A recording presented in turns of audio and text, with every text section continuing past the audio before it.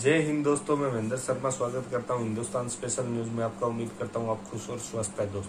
दोस्तों आइए दिखाते हैं पाक मीडिया की एक और लेटेस्ट डिबेट, जिसमें कैसे नूर अल अफरीन ने पाकिस्तान के प्रधानमंत्री इमरान खान के एक चमचे की क्लास लगा दी और पाकिस्तान की मीडिया स्वतंत्रता के बारे में भी उन्होंने बहुत जबरदस्त तरीके से बताया और कैसे इस चमचे की इसने क्लास लगाई। आप देखिए, बहुत ही लेटेस्ट और मजेदार डिबेट है, इसमें आपको बहुत मजा आने वाला है दोस्तों।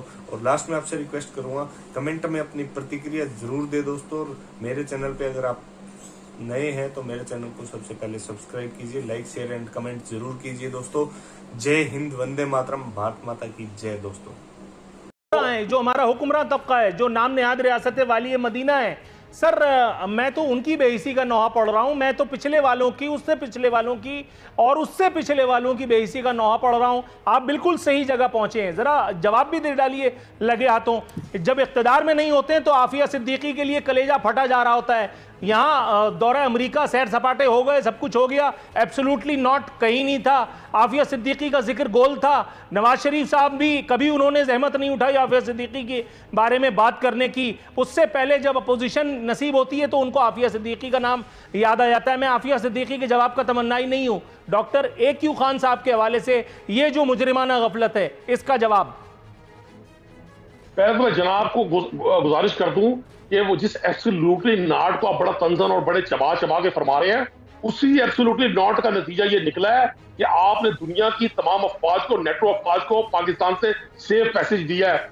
उसी एब्सोल्युटली नॉट का नतीजा निकला है कि आपसे आपका 8 गुना नेशनल एक्सचेकर में कितना पैसा आया है सर? मेरी सुने तो सही ना, ये सामान्य रस्म की तरह अंग्रेजों को यहां से बाहर भिजवाने का जो ठेका आपने लिया, पाकिस्तान के कौमी खजाने में कितने अरब डॉलर जमा हुए हैं? मैं अभी खड़ा होकर सलूट करता हूं आपको। आप सुने, आपके ना खड़े होने के सलूट की जरूरत है, ना आपके बैठने के सलूट की जरूरत है। आप जो कुछ फरमाते हैं वही आपका सलूट काफी है। आप लाल गुलाबी बातें करने में चैंपियन है सर, आप बात का जवाब दीजिए ना। नहीं, ये बैठना खड़ा होना छोड़ दीजिए, ये मेरी वाली बातें मत करें। पहली बात सुने, आप जितना सवाल करते हैं जवाब तो सुना करें। नहीं, जवाब दीजिए ना। मैं बता रहा हूं इंशाअल्लाह, और आफिया सिद्दीकी भी इसी दौर में वापस आएगी पाकिस्तान।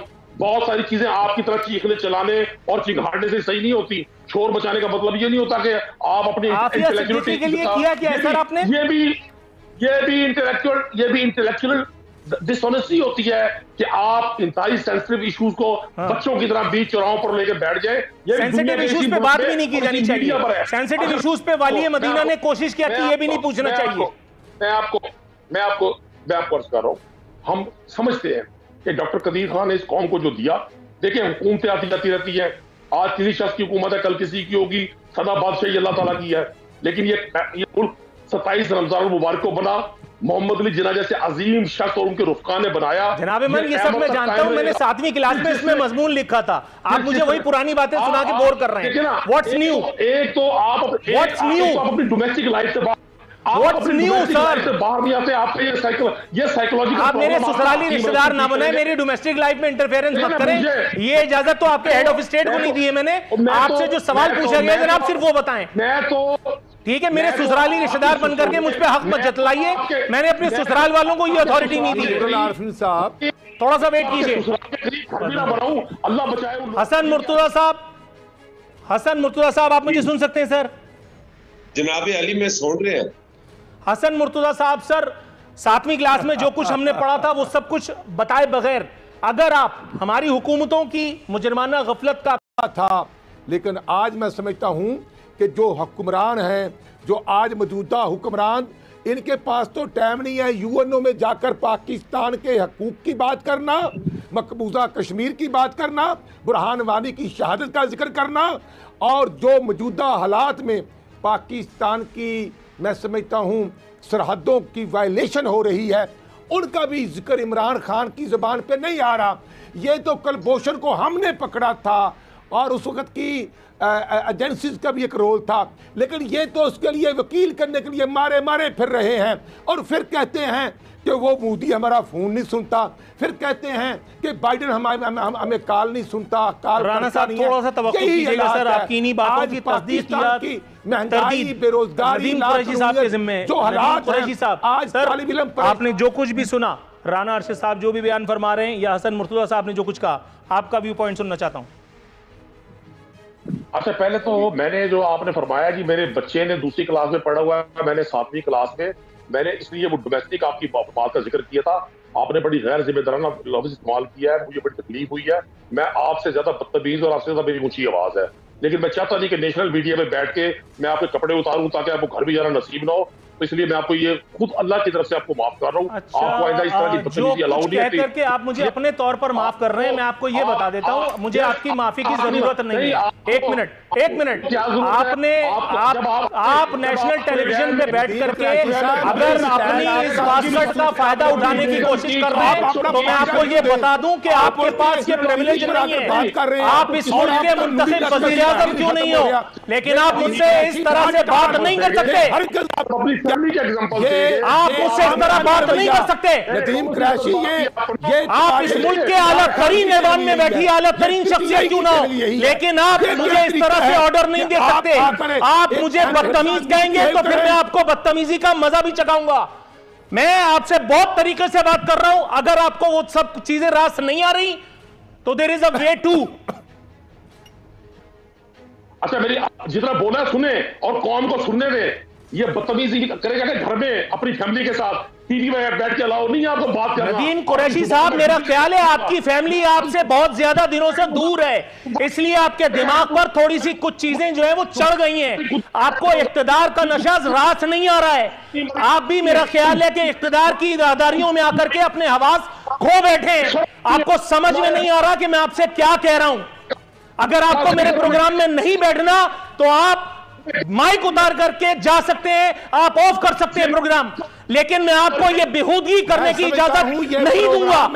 आप याद रखिए कि पहली मर्तबा आप मेरे प्रोग्राम में मेरे साथ आकर के बैठे थे, अब आप मेरे सर पे बैठ करके ताता भैया करने की कोशिश करेंगे, मैं करने नहीं दूंगा।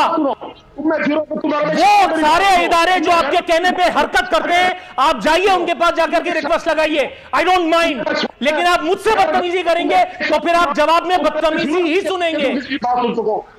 बेगैरत इंसान हो, तुम किसी की बात नहीं सुन सकते। अगर गैरत, आप बेशरम आदमी है, आप एक इंतहाई नामाकूल किस्म के आदमी है।